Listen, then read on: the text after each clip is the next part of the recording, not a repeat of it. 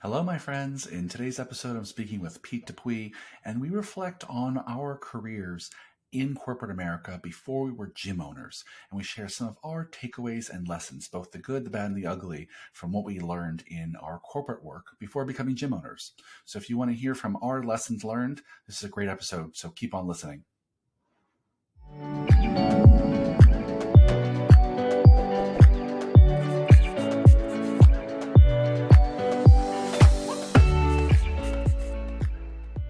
Hello, fitness business nerds. What's up? Welcome to another episode of the Business for Unicorns podcast.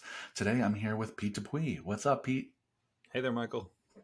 We're recording this on a Friday, so I'm going to say happy Friday, my friend. How the heck are you? Yeah, I usually show up with a little more fuel in the tank than I am. Well, I should say I'm not used to showing up on a Friday afternoon. It's literally the last thing that I'm doing for a work week. So we're going to end in a blaze of glory. But it's just different to see you on non-Tuesday. I know for listeners, we almost always record this kind of like early at midday, on a Tuesday when we're a little more fresh faced. And now it's the end of a long week. So we're going to give you every ounce of energy we have left. And before we dive into today's conversation, I just want to make a quick pitch for something we have on our website that we're giving away right now. It's called the Ultimate Gym Owner Report Card. And basically, we've created this tool for all of you and for our Unicorn Society members. And it's basically a tool, dear listeners, that you can go and download for free. Go to businessunicorns.com, click on Get the Gym Owner Report Card, and it's basically a self-assessment where you rate yourself in kind of 6 key areas of your business on how well you're doing at building systems in your business. And you've heard us talk ad nauseum on this podcast about the importance of building reliable, functional, consistent systems in your business that generate outcomes. And this report card helps you think about how well you're doing on that front. We use it a ton with all of our members of Unicorn Society, and you can get the tool for free at businessunicorns.com right on our homepage. Pete, I know you use this tool all the time with our coaching clients. You just want to say a little bit about the value people get from it? It's user-friendly. Mm-hmm. It's intuitive. You won't be looking for help troubleshooting it. Yep. And I've yet to find a scenario where we say we have too many systems. They tend to bring everybody a degree of comfort in day-to-day operations. This one's a good jumping off point if you're someone who feels like you've underutilized them to this point. Yeah, well said, my friend. So listeners, go grab that at the website. It's a free tool, and I think you'll love it. Everyone we've ever done it with has walked away with at least some measurable takeaways. That being said, let's dive into today's topic. Pete, you and I have a bit of a corporate background before we became gym owners. And from time to time, we've been just, casually chatting with ourselves about like, hey, it would be fun to talk about how that corporate background has influenced our work as gym owners.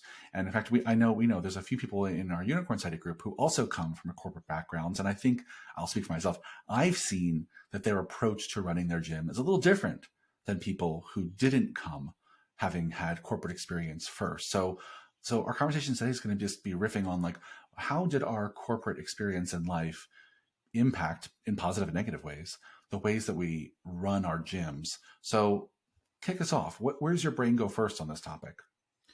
I like this topic. I'll admit that the reason I threw this topic out as a potential discussion was because I was recently watching White Lotus, and every time it's on, I think to myself, Keeler must either have PTSD every time he watches this show, or absolutely loves it. Maybe somewhere in between. But my understanding is it was filmed on site in a place that you've worked in the past. And with it being in the highest of high-end kind of customer service hotel environment, I've always found your background to be very interesting in that sense, because my corporate experience was super different. I worked in a publicly traded company. I worked in the marketing department, and I had a hard line budget to function underneath that was issued to me each year. I had to map my marketing campaigns accordingly. I had to answer to a chief marketing officer who answered to a CEO who answered to a board of directors. And it was just a different dynamic than the world that you and I live in now. But as a result, I think that it allowed us to come into this business ownership game with a competitive advantage in relation to other gym owners, or many other gym owners, because we showed up as business people looking to run a business that happened to function in the fitness industry, Yeah. whereas others were fitness professionals who just didn't want to work for the man anymore. And and that was Well, yeah. a competitive thing, a competitive uh advantage. Sorry Yep. for the brain fart. It's Friday at almost 4 p.m. Competitive advantage for me because I was used to having to explain myself for every dollar I spent. It needed to be rationalized every Yep. single time we pulled out the checkbook. And I think that was baked into my mindset when we started looking at ways to spend on our operation. And everything was done very lean, but thoughtfully for that reason. Yeah. And so corporate, whether I liked it or not, had rubbed off on me and has continued to pay dividends, even though it's harder to appreciate it further down the road because I like wearing my sweatpants to work and I like feeling like we're anti-corporate. But the reality is it's influenced a lot of what we've done. Yeah, well, 100%. I mean, I 100% felt um, like an outsider, and still do in many senses, in the fitness industry. In part because my approach to thinking about the gym business feels so different than other people who came from different backgrounds. And having meeting people like you, and of course many others who did come from a more corporate environment, I was like, oh, I'm not alone. I'm not alone. A lot of the ways that I see that our industry has organized itself, and gyms in particular organized how they're operating, is kind of messed up if you compare it to how corporate America thinks about running a gym. And so the thing I want to plus one that you said is that's one of the reflections I also had when thinking about this topic was I brought a sense of, in Mark Fisher Fitness from day one, I wanted to make sure that there was embedded in it some sense of we have to really persuade each other to spend money, right? That the idea, and didn't always do a good job of this. And, that's not to say we didn't spend frivolously many times. But you're right. In my past corporate jobs, there's a real process for getting approval to spend money. Very few people in big companies have the authority to just spend money on anything, anytime. And, again, I'm not saying I did this extremely well at MFF, but there was an awareness, right, in a way that I don't see with some gym owners who start off without having that experience. There's an awareness of we need to be accountable for every dollar we spend, and be thoughtful about how we allocate those funds. Not everyone gets a credit card. Not everyone has the ability to spend money anytime. And we want to have some push and pull. We want to have some debate about how and when we spend money. And that's useful. That's really valuable. I don't know about you, but even when I was working at the Four Seasons, I wanted to buy something that was $50. I had to really make my case. I really had to go talk to someone, maybe put together a little budget or a slide deck or talk about the impact it was going to have for the smallest possible thing, and at the time I thought of that as just ridiculous bureaucracy. And in some cases it was, right? But running my own business, I was like, damn, I wish I would have brought even more of that to my running of my own business. Absolutely. We had, I'll date myself here. One of the primary ways we spent our dollars internally was on postcard campaigns, believe it or not. Because in this company, we were a Maytag distributor selling laundry equipment, oftentimes to commercial laundromat owners. And just showing up in their mailbox, their literal mailbox, was the way that you'd get on radars. And I remember that we didn't have enough money to outsource the design of those 100% of the time. And for us, the big one was President's Day. President's Day sale was huge for us. And that was when we would spend money on a graphic designer. And then the rest of the time, they'd say, Pete, we paid for you to have Photoshop on your desktop computer, on your gateway computer with the big monitor underneath the desk. And they said, for the other ones, those promotional campaigns, put together your best effort at it. Take a swing at it. We'll put the fancy one together in February. And that just, to me, made me super stingy. Whether I realized it or not, I had to think about where are we going to spend these dollars? And the work that I did piecing together these B- C+ efforts at postcards in the period in between spending with graphic designers was the impetus for me feeling so comfortable diving in with Canva or with any resources I have had to create our social media content strategy over the years. I felt I'm just going back in time. I did this for a long time. I could throw this together. And it's amazing. It's just this trickle down effect that I never thought would have, and it's carrying forward in how we run the operation. Yeah, well said. I think the other thing that popped into my mind as soon as you suggested this topic was really, and we've talked about at the beginning of this podcast when it comes to systems in the business, but the thing that corporations are known best for is for building systems that make everyone replaceable. Yep. Right. That, and this is both a bad thing and a good thing, right? In some cases, we're talking about businesses who go too far and people treat people like they're cogs in a machine, which is not good. But in the best case scenario, and I think this was true in a lot of my experience, I had positive experience working for some big companies, was they create systems and SOPs that make it very clear what your job is. They make it very clear. This is the job we hired you for. This is how you succeed in this job. This is how you get trained up to be good at the job. We're going to test you to make sure you continue to be good at the job. When you can prove you're good at the job, then you can move up and get more responsibility or more money, right? There's really clear roles and responsibilities, really clear SOPs or standard operating procedures that make it clear how to do your job. And there's a really clear kind of ladder to climb. And that's so valuable. And at the time, I didn't appreciate how meaningful that clarity was, the clarity of roles, responsibilities, clarity of systems.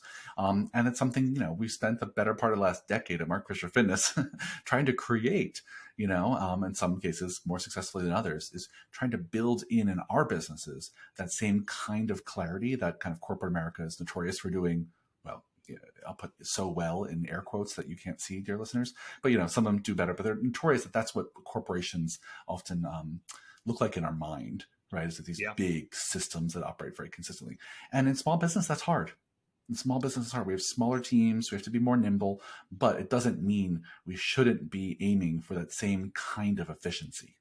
Hello, my friends. Michael here. I'm just jumping in to make a quick announcement. If you haven't heard yet, we have a brand new course we're launching in Business for Unicorns, and it is about management and leadership for gym owners. This is one of my favorite topics. It's going to be a live 2-day course on Zoom, Friday, May 6th and Saturday, May 7th from 10 a.m. to 4 p.m. Eastern Time on both days. And in this course, I'm going to tell you everything I know about how to hire the best possible talent for your team, how to onboard and develop your team long-term, how to give and receive feedback on your team, how to build a culture on your team. Again, this is some of my favorite stuff to talk about, a lot of topics I covered in this podcast, and I really, really hope you'll join me for this 2-day course. To learn more, go to businessforunicorns.com/management or click the link in the show notes. And if you enroll before April 17th, you'll get an early bird deal and save hundreds of bucks. So if you're listening to this before April 17th, again, click the link in the show notes or go to businessforunicorns.com/management to learn more and enroll. Hope to see you in the course, my friends. I want to talk about the flip side of that coin, the Please. ladder, the climb that you're talking about, because one of the things that I learned in corporate was what I don't want to do. Mm-hmm. And I'm not talking about, put on a decent outfit and show up to work for a 9 to 5. What I learned was in real life, I got to watch the realities of what sometimes people refer to as the Peter Principle. Mm-hmm. Are you familiar with it? Yeah. So basically the gist being that we don't raise to our level of competency in corporate. We actually find ourselves at our level of incompetency, and then we just kind of live there. And I watched that happen again and again. And it was maybe the person who wrote the best marketing copy, or the person who did the best Photoshop work, or the person who reduced the likelihood that we had to outsource that spend with graphic designers. They'd point at that person, they'd say, well, that should be a marketing executive. And next thing you know, you've got somebody who was a really good marketer who is dog shit at managing people or a team or a budget, sitting in the biggest seat and then squatting on that role until the end of time. Yep. And it made my ceiling lower there, because I could see the chief marketing officer was somebody who was, he was 20 years my senior, but he also had 20 years left in his career. Mm-hmm. And it just felt like, what am I chasing here? Why am I going to stay here and climb toward marginal improvements in my standing internally? I'm getting out of here, and I'm uninspired by this person because he's not a particularly good leader or motivator of people. He's just clearly a guy who used to be good at marketing. Yeah. And so when I bring that back into my own operation, I think to myself, do not make the mistake of just taking the best technician and making them your director. or Yeah. your human resources manager just because they're a really good strength coach, Yeah. because I'm destined for failure if I do that.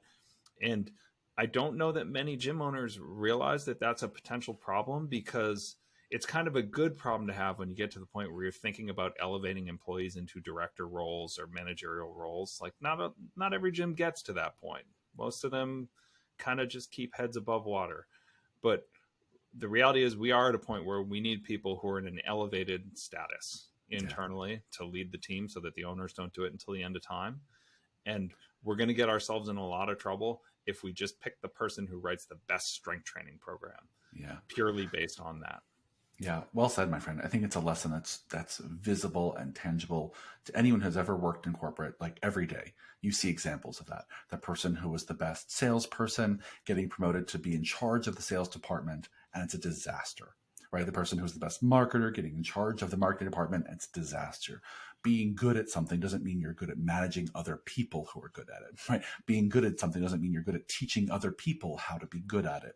And it's hard to see that in our small gyms because we don't have as much staff and turnover, but it's a lesson absolutely that's visible in corporate. If we can apply that to our gyms by recognizing that, like, hey, maybe the person who's best at our front desk is maybe not going to be the best front desk manager. The best trainer on our floor is maybe not going to be the best director of fitness, right? That there's other qualities we need to train for and look for when we're moving people into managerial director roles. So I think that's a huge, really applicable takeaway. Yeah, all in all, I don't want it to sound like I'm bashing my corporate experience. It was really interesting to work for a publicly traded company. It was great to see the importance of annual meetings, to see the importance of internal communication and messaging, like how important storytelling is inside of the operation. Yeah. I learned that again and again because we were fighting an uphill battle in kind of a dying industry. And that was a difficult job for executives to keep people excited and on board.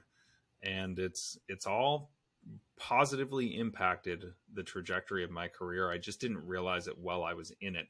And it's kind of like when you hear maybe people who run a successful gym at this point, they'll say, hey, I want my coaches to have kind of eaten shit and worked in a commercial gym setting and realized how bad it can be before coming and working in this space. Because wherever we go, work's going to be work sometimes. You know, we love our jobs, but there are days where we get out of bed and we're like, nope, don't want to do this today.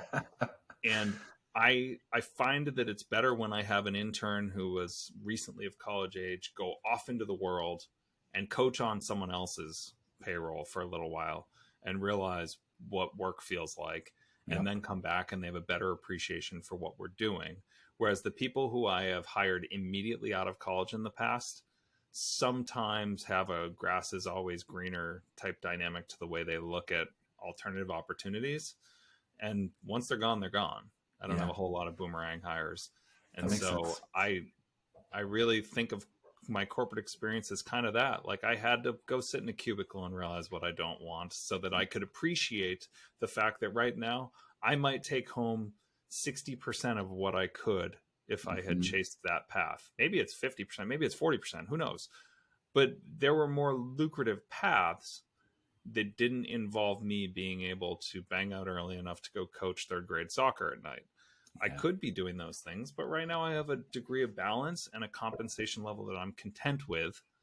And I don't know that I would have felt that way if I had jumped into owning this gym right out of the gate. I might have jumped for corporate a long time ago if I hadn't had the experience before and not after. Yeah, well said, my friend. Maybe let's wrap it up with this. Certainly I think this has been a really great reflection on just like what our lessons learned and how we think about our corporate experience. Maybe we can each just share a takeaway or two for our listeners about what they do with this information. Like what are takeaways for our listeners from this? I'll go first. There's two things I'm thinking about. One is I hope for you, dear listeners, this is an invitation to think about what lessons you can learn from corporate America or, corporations around the world, right? Because all too often I see gyms really just looking to other gyms for best practices. And I think there are so many lessons to be learned by looking at other industries, other verticals, other kinds of businesses, even other kinds of service businesses, for lessons, both good and bad. So that means don't just read books on the business of gyms. Read books on hospitality. Read books on other service industries, because I think there's lessons to be learned from corporate businesses, even if you're a small business owner. So that's one takeaway I want to give to our listeners. I think the second is, just like Pete and I have been doing just in this brief conversation, I invite all of you who have work experience before coming to your gym to really consider what lessons are you bringing with you consciously from that experience, and things you're going to do that are the same as what you used to do, and what lessons are you bringing about what you're not going to do from your past experience. And I think using your past experience as a way to learn is just kind of underrated, right? And I think we've kind of done it subconsciously in many ways, and this conversation's surfaced some of those ways. But I think that's a good takeaway for our listeners, is like, think through what work have you done in the past, what are you destined to repeat, and what are you destined not to repeat in your gym business. Those are my thoughts. What do you got for our listeners? I like those. Yeah. I'll give you two. Since it's not realistic to tell a gym owner, go get a job in corporate, then come back and run the gym again.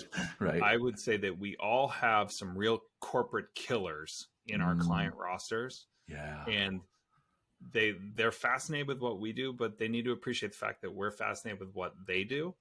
And I have had the good fortune of being invited to go to kind of continuing education opportunities with people in their world. So I went to a sales conference with a client once because I knew that he had a big conference in the Seaport in Boston. He said, because we were talking about Perform Better, and he said, oh, it kind of sounds like this thing that I go to every year, and it's in the Seaport in March. And I said, can I come? Yeah. And he brought me, and it was awesome. And I learned, and I realized there's a lot outside of our industry. So if you have people who are doing cool things, entrepreneurs in your client roster, people who work in corporate, ask them, where do you learn? What's interesting? Could I tag along? They're surprisingly excited to bring you. The second one is, don't wait until you have a leadership role to fill to give your employees opportunities to lead. So even if you don't have a director yet, there are opportunities for leadership internally. Maybe you have an internship program, and you could take an entry-level coach and say, hey, I want to run effectively like a big brother, big sister type dynamic here. I want the intern to report directly to you. You are their boss. I want you to experience hosting a weekly or biweekly meeting. Great. I want you to hold them accountable to something, anything of your choice.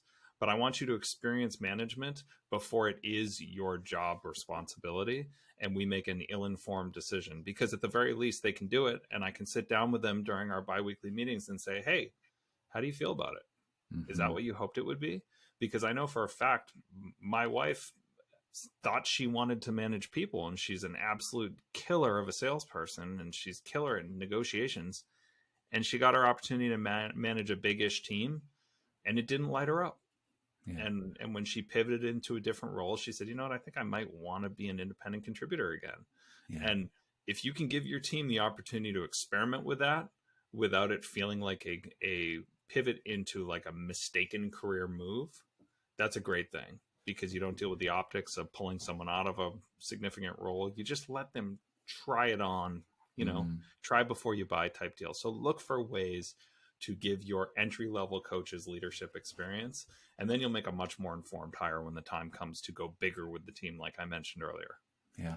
Well said, my friend. I love those two takeaways. Fantastic. Let's leave it there. I think this is an awesome conversation. I'm so glad we did it. And I think there's probably even more juice to squeeze from this orange if we want to have a 2.0 conversation about lessons from corporate. But I'm going to leave it there for today. Thanks for the great conversations. And listeners, if you enjoyed today's podcast, please leave us a 5-star review everywhere you listen.